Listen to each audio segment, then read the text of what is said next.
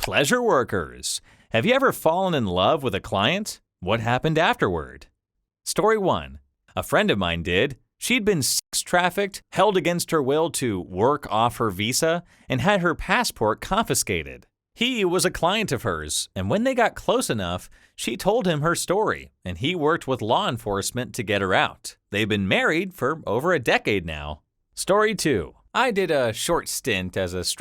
One night I had an odd guy come to tip me while I was on stage and kept trying to get my number. After I got the guy to leave me alone, another man got out of his booth and threw $20 at me, praising me for how I dealt with the weirdo.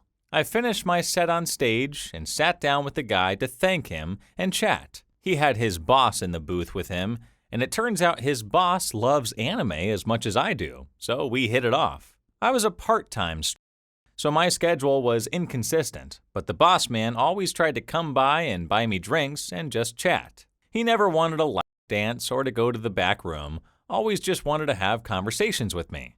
So we talked about anything and everything. We were the same kind of weird.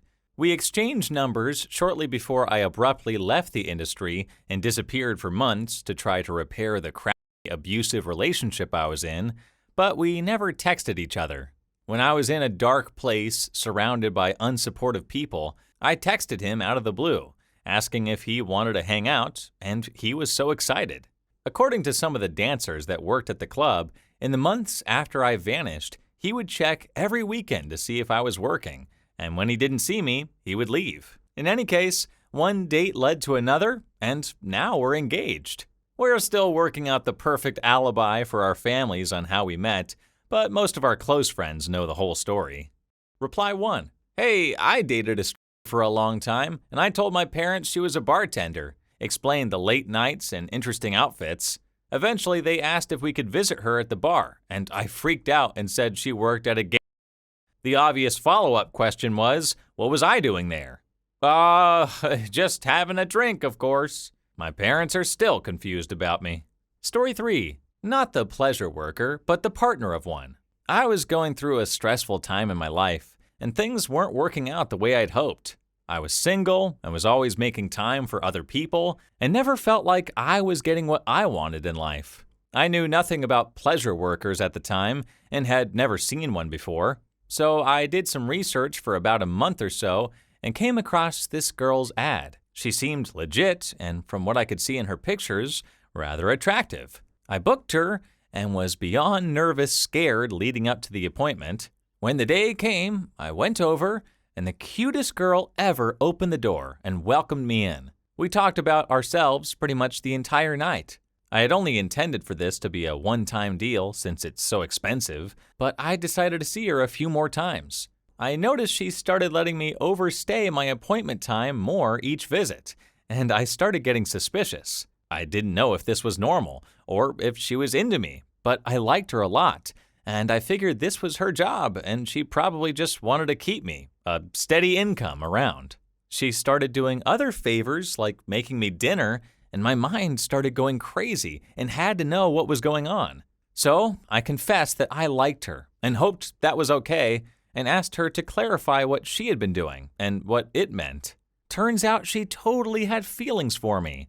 We decided to date, and now we're getting married. Well, I'm thrilled to hear that you both discovered mutual feelings, and it's heartwarming to learn that you're tying the knot. It's also a great reminder that we should never make assumptions about people based on their professions. Everyone has their own story, and this one is particularly inspiring. Story 4. When I was in Amsterdam, I did a red light tour, and the tour guide told us how when he was young and inexperienced, he shopped around the windows for a while, found the most beautiful woman he'd ever seen, and kept coming back until he worked up his nerve. Eventually, he went in and stayed there talking to her until about 4 in the morning. Then she took him back to her place. That was 9 years before he told us the story, and they've been together since then. She still worked as a pleasure worker, and he was so open about everything. It was really interesting to get such an outlook from a tour guide. Story 5. I had a cousin who was a pleasure worker in Brazil, who started doing it as a teenager since her father left her sick mother without a penny, and she was a very beautiful girl. Worked as a pleasure worker for a few years, and ended up meeting a Spanish tourist when she was 22 or 21. The guy was a Prince Charming himself, came back to Brazil a few months after meeting her to marry her and take her to Spain. He was really kind to the entire family, flooded everyone with gifts, and sounded like a genuinely nice guy. A few months passed after their marriage, and things seem fine. She gets to visit the family and sends updates constantly, but out of nowhere, silence. She completely disappears for years. It was the 90s, before cell phones or social networks, so her mother tried to reach the police, but it was useless. After about 8 or 9 years of silence, she calls back, and according to her, the guy was extremely jealous and abusive. The first signs were weird, but nothing terrifying in her opinion. But things got worse, with physical and psychological violence, forbidding her from leaving the house, until it turned into a situation where she was completely locked off from the external world. She ended up running away from home after many tries, and took refuge in a church. While living at that church, she remembered one of her cousin's phone numbers, one of the few she memorized, and managed to call the family back. Most of us thought she was gone by then. That was in 2004. She had been missing since 95 or 96. Now she is married and living in Spain with a regular man she met at the church. Story 6. My fiancé is a stripper at a bikini bar. I used to frequent her club because my friend's sister was a bartender there and would hook me up on my bar tab. I met my fiancé and got to know her pretty well over the next 2.5 years. Then one night, we were both there for my friend's, the bartender's, birthday and got pretty drunk. She told me she had a crush on me and then later said she wanted to go home with me, which she did. A year to the day after that, I asked her to marry me, and I've been in the best relationship of my life for almost 4 years. Story 7. Related only, but one of my friends with unlimited business expenses was hosting NYC clients from London. That night ended up at a strip club across the street from my home and $1,000 in lap dance tickets, $20 each, in the middle of the table. I tried one, not my thing, so I pocketed 3 of the tickets as souvenirs. A year later, my nephew was visiting me as he turned 21, so I gave him the 3 tickets and sent him to the strip club. He did not return, but called at 8 a.m. with the sentence, "I'm making breakfast over at Dawn's place." They went out for a few months. It's funny how small, seemingly inconsequential decisions can end up leading to significant life events.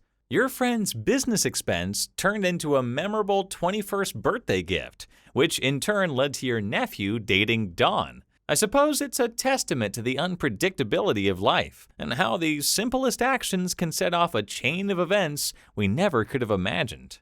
Story 8. From the customer side, I was in a relationship with a pleasure worker, one of the best of my life. We met, as you would imagine, but without going into too many details, she was different, and I soon became obsessed and would see her every chance I got. I was living in another country at the time, so I had no real friends, and she helped me with a lot of things, getting an apartment set up and stuff like that. I hoped that we were heading for more than a client/customer relationship, but didn't want to jinx it. One day, she didn't take the money I left out, and when I pointed that out, she got upset and basically told me I was an idiot for not noticing that we were now in a relationship. She was a pleasure worker for a few months and mainly had regulars. After that, it was just me and her. I loved her, and I know she felt the same about me. We were together for a little over a year, and even when we broke up, we stayed friends. That was over 10 years ago, and we stayed in touch after.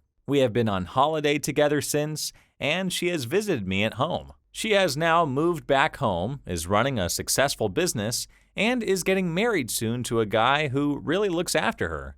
I still care about her, and I'm glad that she's happy. Story 9. Using my throwaway, I was a sugar baby at the moment I turned 18, and soon started having fun with a 60-year-old doctor. I was poor, so the constant showering of gifts, money, dinners, vacations, and clothes, I guess, made me fall in love with him. All I would think about was Lonnie, fake name, and what an amazing thing Lonnie had planned for us that day. One day I get a call from Lonnie, and he tells me we can't see each other anymore because he had caught feelings for me. I took this as my opportunity to tell him how I felt, and I really thought we would get married. He then told me, I can't be in love with a whore, so I have to let you go and move on to another girl I don't have feelings for. I was broken and depressed for a long time, ended up using some of the money he gave me for therapy, and eventually I got over it. Story 10. A friend of mine's sister and her friend were/are pleasure workers who both fell in love with the same customer. The bloke was a bikie, and I'm pretty sure they loved the free drugs he gave them, not him. They had a huge blowout over this guy, and basically didn't take long before they stopped communicating. They both confessed their love for him, and he cut ties with both because he wanted to spend more time with his wife. Edit. Outlaws in Australia once upon a time rode on motorcycles and are heavily involved in crime syndicates. We call them bikies, bikeys, Australian accent, or singular bikie, Australian accent.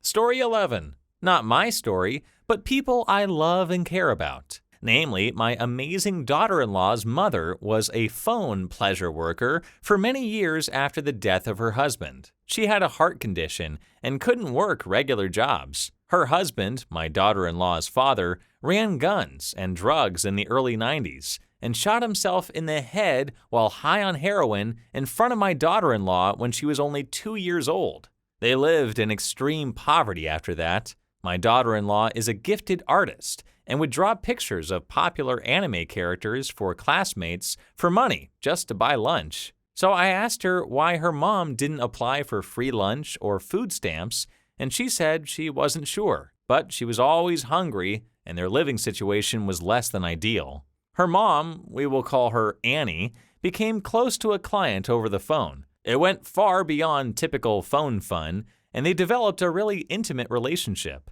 Eventually, he wanted to meet, but it didn't go well since Annie had lied about her appearance. She claimed she was a former actress and beauty queen down on her luck, which was far from the truth. She was also dishonest about her health, and he, let's call him Bill, became very angry with her deception. He ignored her calls after the meeting, and they didn't speak for several months. But he missed her companionship and truly discovered he loved her. Bill developed a fatherly relationship with my daughter-in-law in her teens. He paid most and often all of their rent. He also lived in another city and would come to visit every couple of weeks. Bill and Annie never had a physical relationship, but they had a deep relationship and an intimate understanding of each other. Annie passed away 2 years ago, and before she passed, my son and daughter-in-law moved in with us to find better jobs and cheaper housing in a different state. They have 2 beautiful children and found a place of their own, thriving, well-adjusted, and happy. Bill flies out every couple of months to visit. He loves my grandkids as much as I do and spoils them rotten and truly enjoys being a grandpa. I'm immensely grateful to him. My daughter-in-law has no parents or siblings, but she has us and Bill. This story just goes to show that life can be unpredictable, and sometimes the people who end up being there for us aren't the ones who we would have expected. Your daughter-in-law's strength and resilience is inspiring, using her art skills to make ends meet at such a young age. Now, it's wonderful to hear that your family, along with Bill, have created a loving and supportive environment for her children. Story 12. I'll start with my story to get the ball rolling. I was a former pleasure worker, and when I was 18, I began seeing a married man in his early 40s who treated me with respect, genuinely listened, and helped me with my school. And we hung out a lot too without having fun. After about 3 months of seeing him almost every day, I started to become attached. Then one day I told him that I thought I was in love with him, and he told me, "I still love my wife. I only keep you around for your head game." I was devastated and never saw him again. Story 13. I had to travel out of the country to attend my sister's wedding. The best man was my ex-fiance. He dumped me, so I couldn't stand the thought of going alone. So I hired an escort to go with me and pretend to be my boyfriend, but he ended up being the most wonderful man, and we fell in love. It was worth every penny. Reply 1. Wish I'd done this at my sister's wedding because the best man was an ex-boyfriend who also dumped me, but my family would have been able to tell almost immediately that the escort wasn't really my boyfriend. I have no poker face whatsoever. I'm sure it's because of the combo of ADHD and ASD. I'll never be able to figure out exactly, but I blurt my own secrets out like a kiosk worker handing out samples at the mall. Would you like a sample of my deepest, darkest secret? No? Okay. How about you? Love the blue shirt? A sample of secrets for you? I'm okay at keeping other people's secrets, though, as long as they explicitly tell me it's a secret. Story 14. I was sort of a sugar baby. He wasn't super wealthy and didn't shower me with luxury. I was freshly 18, he was 40, and we met through a mutual friend who initially thought nothing of it. Eventually, we started hooking up in a very dom/sub way. He got me small gifts, i.e. clothes, makeup, and jewelry, paid for my tattoos, paid for hotel stays, Disneyland, etc. We eventually got to know each other and realized we had a lot in common and got along well. We both knew it was a fantasy that couldn't last, but finally we admitted we had fallen in love. I knew it would never work, as he had 3 kids, the oldest one being my age, and the youngest one still living with him. He was also legally married, but they were separated. Eventually, we parted ways as friends, but not a day goes by that I don't miss him or what we had. Edit. I say that I was sort of a sugar baby instead of definitely was because I didn't enter this arrangement with the expectation or hope of gifts/money for my time. We started hooking up and he eventually started getting me things. I never asked. It was hard to get used to, as I've always paid my own way. He said it made him happy to do those things for me. Also, when I say it wasn't luxury, I mean it wasn't fancy trips abroad, not fancy hotels, small tattoos, jewelry wasn't like diamonds or fancy. They were awesome gifts that were always more personal with thought, instead of for the sake of a price tag. It turned into, let me spoil you in the ways that I can because it makes me happy. He put a lot of thought into everything he did. Story 15. Yeah, I kept him at a distance because I was scared of getting hurt. After the COVID pandemic, we started to hang out a lot. I freaked out and pulled back, even ignoring him for a month. One day, I get a text from him that he was leaving the country in 2 weeks because his mom's health worsened, and he may or may not be able to come back. He was in the US on a work visa. We spent those 2 weeks together, but then he left, and I don't know if I'll ever see him again. Soon after he left, my body started feeling off, with swollen lymph nodes, unexplained lumps and bruises. I've been through a million tests since, and the major cancers/STIs have been ruled out. But I never got any answers for why my body is acting this way. Last I spoke to my doctor, I got referred to a therapist. She thinks I only have anxiety. I've seen a lot of family members pass away from cancer, and I feel I have it too, that I will show more symptoms and eventually be diagnosed with something that hopefully kills me quickly. I deeply regret not spending time with him while I had the chance. If I'd known this is all the time I get to have, I would have spent it with him. I met him 2 years ago, and I could have had 2 good years. I'm going to rot alone with a lot of regrets. Also, because I'm a whore and all, I'm aware it's possible he never really cared for me, or that he's married. I didn't find any evidence of it, and his actions spoke that he did care, but you never know. I try not to think of it much, because that chapter of my life is closed. It doesn't really matter. I just want to know whether I'm sick from something serious or not.